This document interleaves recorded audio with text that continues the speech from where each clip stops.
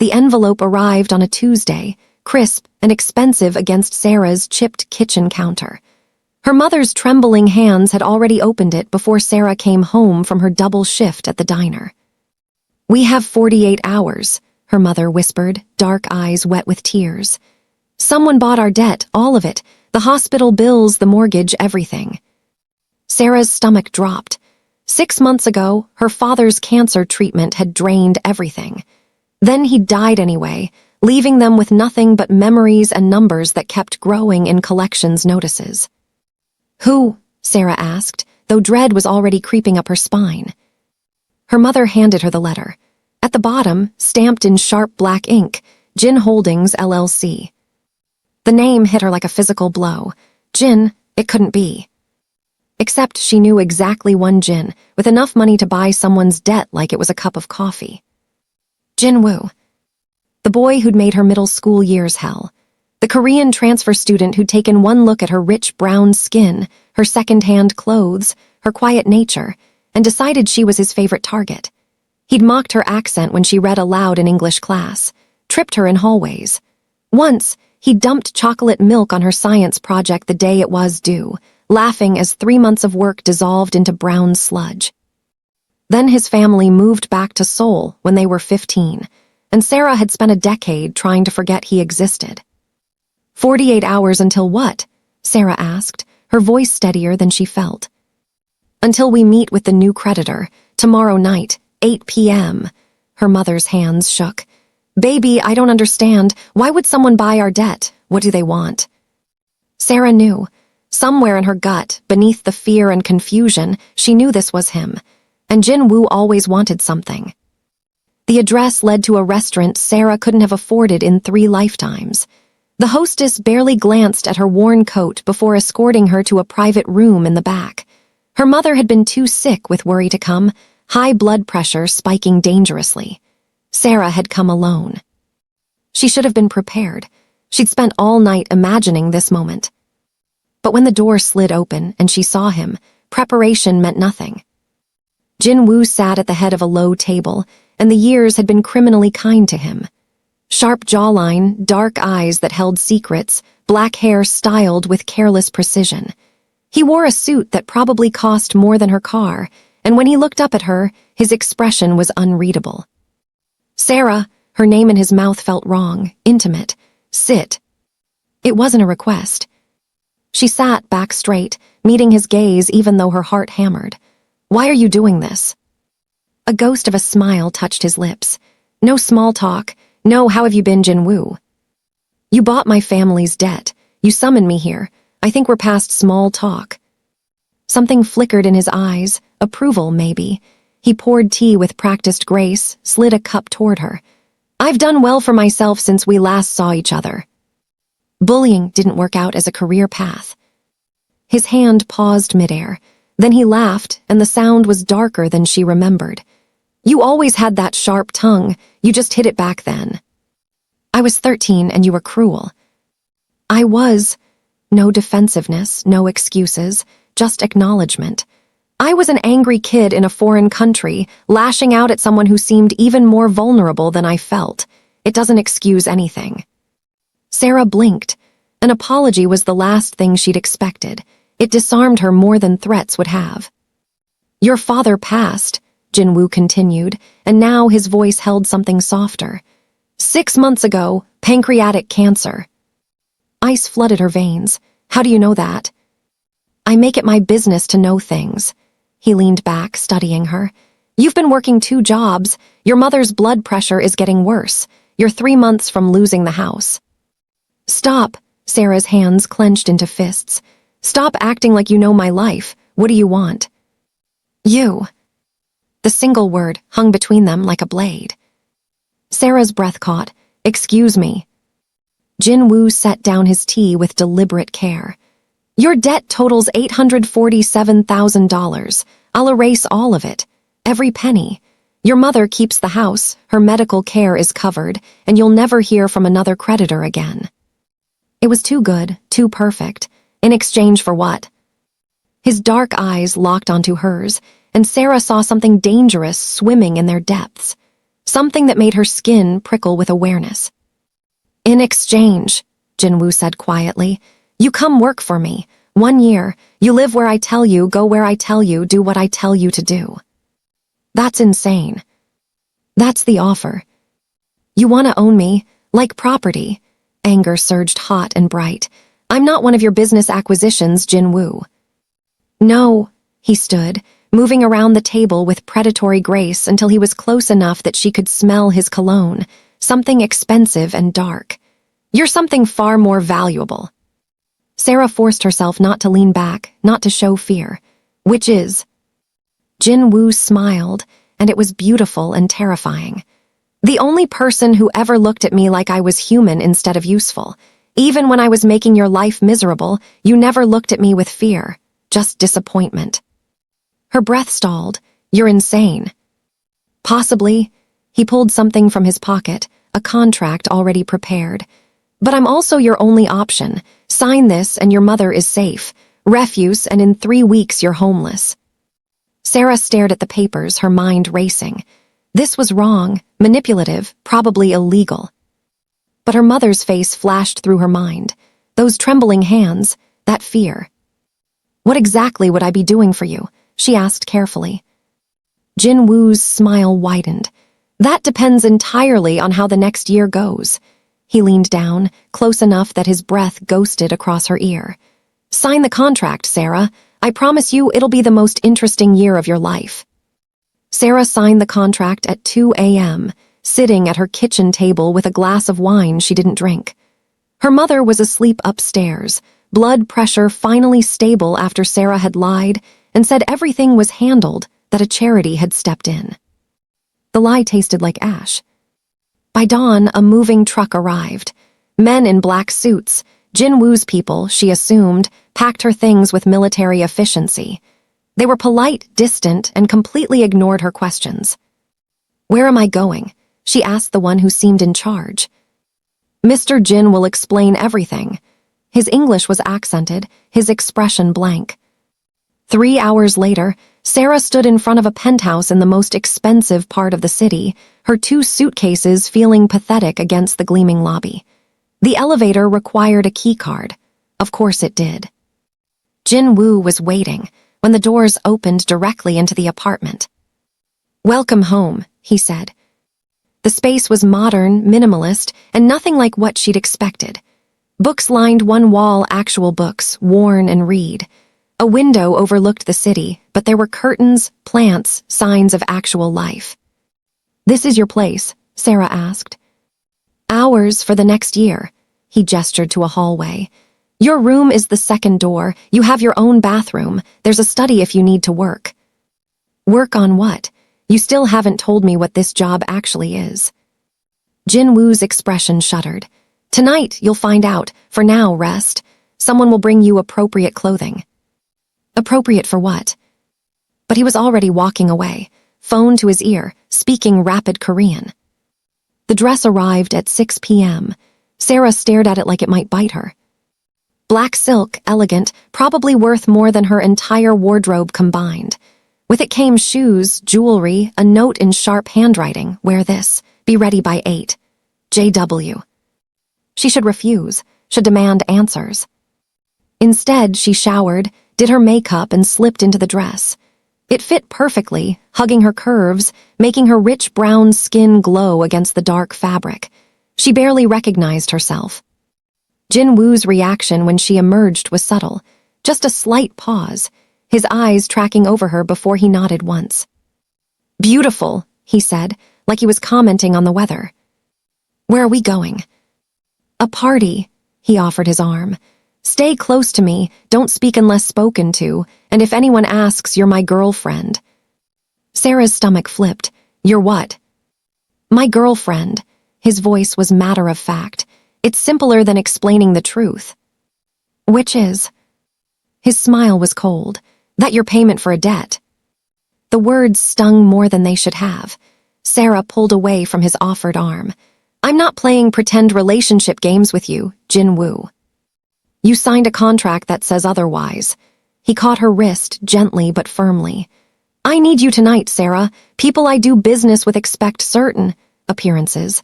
A man my age, unmarried, no attachments, it raises questions. What kind of business? But even as she asked, pieces were clicking together, the men in suits. The way people had looked at Jin Woo in the restaurant. The casual mention of making things his business to know.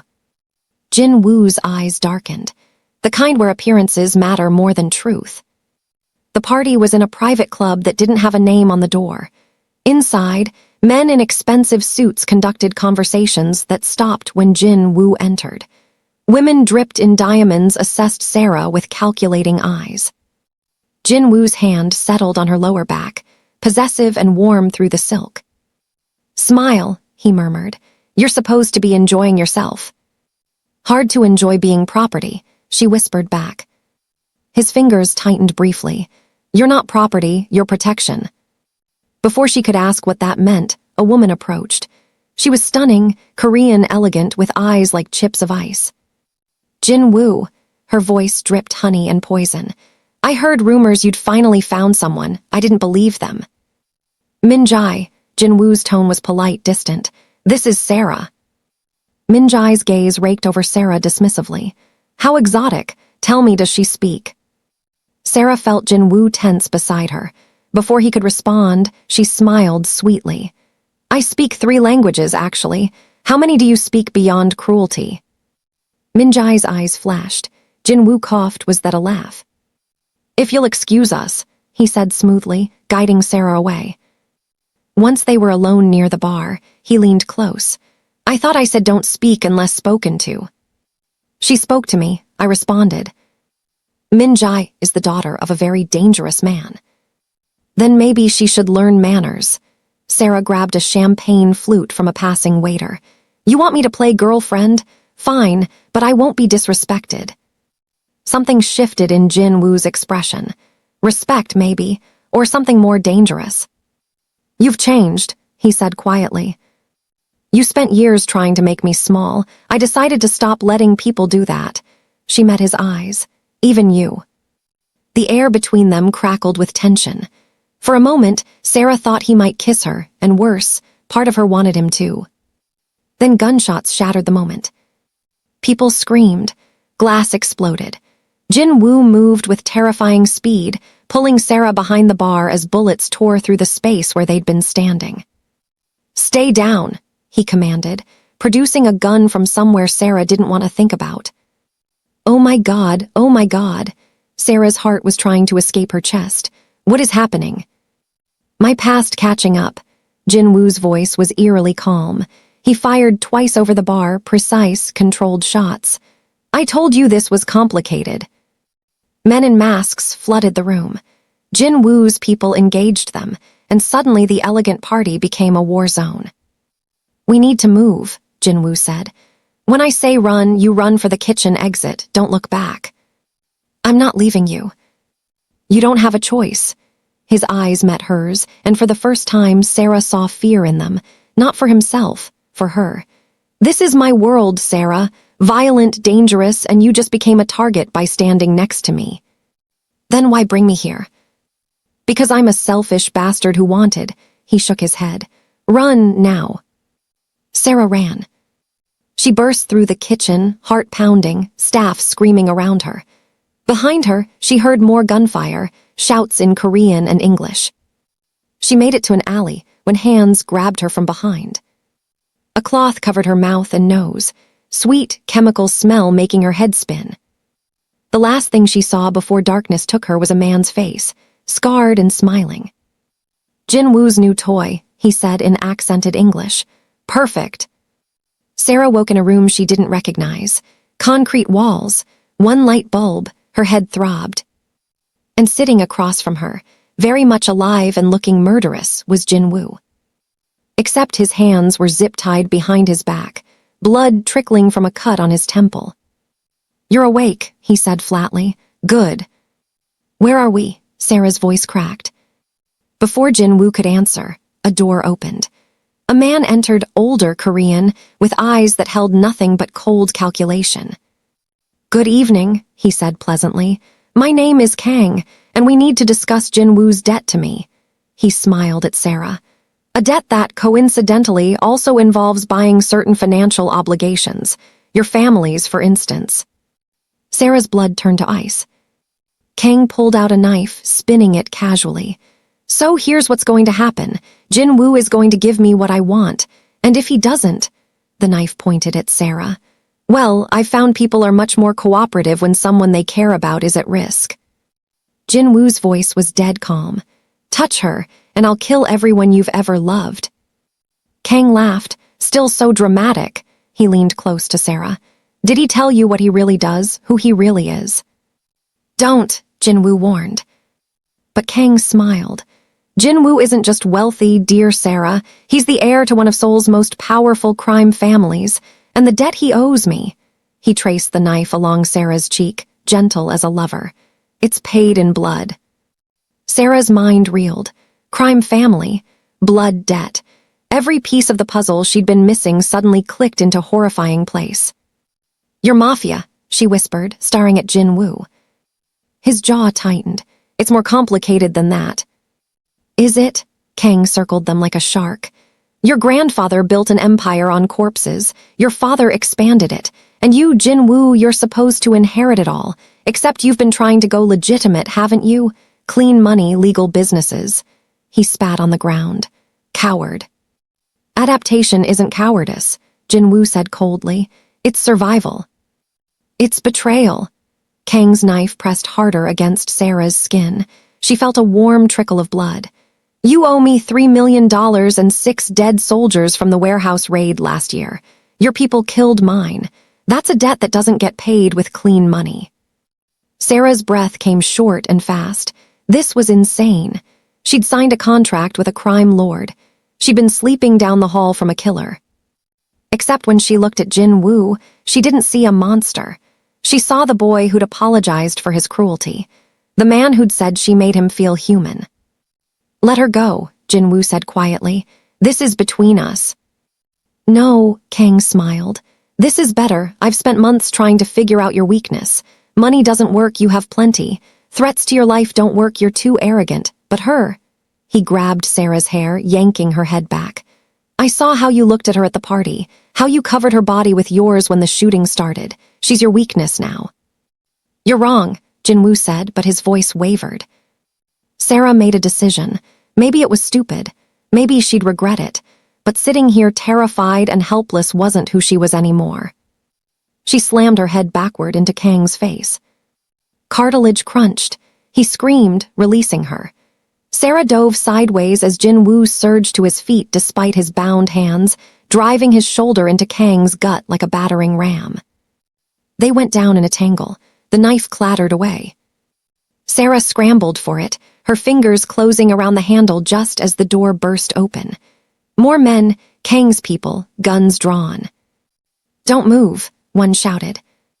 Everything froze. Kang wiped blood from his broken nose, laughing through the pain. "Spirited, I see why you like her," he nodded to his men. "Separate them, tie her up properly this time." Rough hands grabbed Sarah. The knife was torn from her grip. "Wait," Jinwoo said, and something in his voice made everyone pause. "I'll give you what you want." Kang raised an eyebrow. "The money and the blood." "Yes." "No," Sarah struggled against her captors. "Don't." "6 names," Jinwoo continued, ignoring her. "The men who ordered the warehouse raid. I'll deliver them to you personally, plus 4 million instead of 3. Jinwoo, stop. His eyes met hers, and they were full of something that made her chest ache. "I'm sorry, Sarah, for everything, for back then, for bringing you into this." To Kang, "But she walks away, clean. You erase her family's debt like it never existed. She goes home, and your people never go near her or her mother again." "And if I refuse?" Kang asked. Jinwoo's smile was terrible. "Then I detonate the explosives my people planted in your warehouse in Busan, your restaurant in Seoul, and your daughter's school." The room went silent. "You're bluffing," Kang said, but uncertainty flickered across his face. Jinwoo pulled out his phone. Somehow he'd gotten free of the zip ties and turned the screen toward Kang. "Check your security cameras." Kang's face went white as he looked. His hands shook with rage. You'd killed children. The school's empty. Sunday evening, remember? But your product isn't. $50 million worth of heroin goes up in smoke unless we have a deal. Jin Woo's voice was ice. You have 30 seconds. You insane. 25 seconds. This is war. 20. Jin Woo's finger hovered over the phone. And you'll lose. My family has more soldiers, more money, more reach. You'll be dead within a month. Or, he lowered the phone slightly. You take my deal. Get your revenge on the men actually responsible, make a profit, and we both walk away. Kang's jaw worked. Sarah could see him calculating, weighing options. 15 seconds, Jin Woo said softly. Fine, Kang spat, but she stays until the exchange is complete, insurance. No. It's the only way I know you won't detonate anyway, Kang cut him off. You care about her, so she stays alive as long as you keep your word. Once I have the names and the money, she goes free. Jin Woo's eyes closed briefly. When they opened, they were resigned. 48 hours. 24, Kang countered. And Jin Woo, if you try anything clever, I'll send her back to you one piece at a time. They locked Sarah in a different room after that, smaller, with a cot and a bucket. She heard arguing in Korean through the walls, then silence. Hours passed, maybe a whole day, she lost track. When the door finally opened, she expected guards. Instead, Minjai stepped inside. You, Sarah breathed. Minjai smiled, and it was nothing like the cold expression from the party. Surprise! She set down a tray of food. Eat, you'll need your strength. For what? Are you working with Kang? God, no. Kang's an idiot who thinks he can control Jin Woo through sentiment. Minjai sat gracefully on the cot. I'm here because Jin Woo asked me to be. Sarah's head spun. What? He and I were engaged once. Did he mention that? Minjai's laugh was bitter. Our fathers arranged it when we were children. The marriage would have united two powerful families. She studied her nails. But Jin Woo broke it off 2 years ago, said he wouldn't be used as a chess piece. Why are you telling me this? Because I want you to understand what kind of man you're dealing with. Minjai's eyes were hard. Jin Woo is brilliant, dangerous, and catastrophically self-destructive when he cares about someone. He'll burn his entire world down to keep you safe. The question is, are you worth it? I didn't ask for any of this. No, you just signed a contract without reading the fine print. Minjai stood. Here's the truth. Kang won't let you go, even if Jin Woo delivers everything promised. You're too valuable as leverage. So in. She checked her watch. Approximately 3 hours, Jin Woo is going to do something supremely stupid to get you out. Sarah's heart raced. What? He's going to trade himself for you. No. Yes, and Kang will kill him the moment the exchange is complete. Minjai moved to the door. Unless you do exactly what I tell you. Why would you help him, if you hate him? I don't hate him, I love him, I've always loved him. Minjai's voice cracked. But he'll never love me back. The best I can do is keep him alive. She pulled out a small knife, slid it under the mattress of the cot. When they come to move you for the exchange, there will be exactly 1 guard. You'll have a 3-second window to act. Don't hesitate. I can't kill someone. Then Jin Woo dies. Your choice. Minjai knocked on the door. Before leaving, she looked back. He was miserable, you know. For years after his family moved back to Korea, my father said he'd wake up screaming from nightmares, crying about a girl he'd hurt. A girl whose disappointment haunted him more than any enemy. The door closed. Sarah was alone with the knife and her racing thoughts. 3 hours later, exactly as Minjai predicted, a single guard opened the door. Up, he grunted in English. Boss wants you moved. Sarah's hand found the knife. Her heart thundered. She'd never hurt anyone in her life. But Jin Woo's face flashed through her mind. The way he'd looked at her in that first restaurant, the fear in his eyes during the shooting, the resignation when he'd agreed to trade himself. I'm sorry, Sarah, for everything. The guard turned his back to check the hallway. Sarah moved. The knife found the gap between his vest and belt. He gasped, stumbling. She didn't wait, she ran. Alarms blared. Shouts in Korean echoed. Sarah flew down corridors, no idea where she was going, just running on pure adrenaline. She burst through a door into a garage. Cars, weapons, and Jin-woo. He stood with Kang, a briefcase between them. Both men turned at her entrance. Sarah, Jin-woo's eyes widened. How did you? Kang drew his gun. Everything happened at once. Jin-woo lunged, the gun fired, Sarah screamed. But the bullet meant for her caught Jin-woo in the shoulder. He went down hard. Kang aimed again, this time at Jin-woo's head. Stupid, falling for. Sarah didn't think. She grabbed a tire iron from a nearby bench and swung with everything she had. Metal connected with skull. Kang dropped like a stone. Silence fell, broken only by Jin-woo's labored breathing. Sarah fell to her knees beside him. Blood soaked his shirt. No, no, no. I'm okay, he gasped. Just a shoulder, I've had worse. You took a bullet for me, you idiot. Yeah, he smiled through the pain. Guess that makes us even for middle school. Despite everything, the terror, the blood, the insanity, Sarah laughed. It came out half sob. Sirens wailed in the distance. Jin-woo's people poured into the garage, securing the area with military precision. Min-jae appeared, assessing the scene with cool efficiency. Ambulance is 2 minutes out. Kang's men are surrendering. She looked at Sarah with something like respect. Nice swing. 2 weeks later, Sarah sat in Jin-woo's penthouse, watching the sunset paint the city gold. The contract lay on the table between them. Jin-woo, arm in a sling, slid it toward her with his good hand. Burn it, he said quietly. Your family's debt is gone. No strings, no year of service, you're free. Sarah stared at the papers. Freedom, everything she'd wanted. What happens to you? She asked instead. Jin-woo shrugged, then winced at the motion. I'm consolidating power. Kang's organization is being absorbed. My father is. Pleased I'm finally embracing the family business. His voice was hollow. I'm becoming exactly what I tried not to be. Because of me. Because I chose you over everything else. His dark eyes met hers, and I'd make the same choice again. Sarah's chest tightened.